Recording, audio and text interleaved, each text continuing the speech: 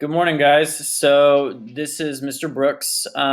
Just wanted to share with you a simple way to make sure that you can log in. I know some people had issues around that, so I just wanted to give you a chance to um, learn how to do that today. I'll be posting this on my YouTube page through my StocktonUSD.org account. So if you guys need to watch it again, you guys can look at it there. I'll make sure to include the link. So the biggest thing when you're logging into your Google account, just to make sure you guys understand, um, when it comes to iReady, Benchmark, all district platforms, they use Google logins. So before you can access any of those things, you really have to make sure you log into your account, students especially. So if you go up to the upper right hand corner where my cursor is, this is my lovely face for my Google account for work. It's an easy way for my students to remember that this is my Google account and how to get in. So what we have here is you come down here to add another account. And for me, this is how I would show my students, especially for students whose parents have Gmail accounts and then they need to add their student's account. You would hit add another account. So I would do that. Here is where you would put your 29 number for your student.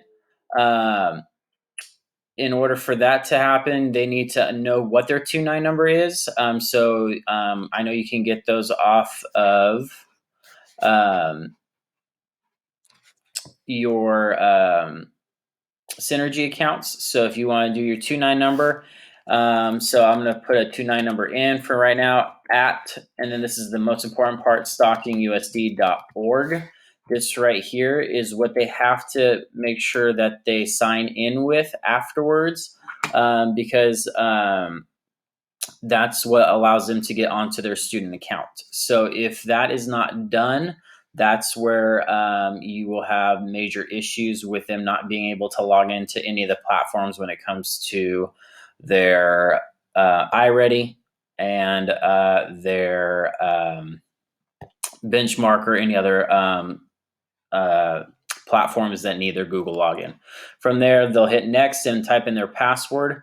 Once that happens, you will be able to go back to this login page here, and their icon will pop up with their name. And if you want to hover over it, what will happen is it will say their name, just like it says Andrew Brooks for me, and then abrooks at StocktonUSD.org. Instead of that, it will have their 29 number at StocktonUSD.org. That is how you log into your Google account. Again, this is to make sure that you guys get into all platforms and make sure that everything is accessible. Thanks, guys.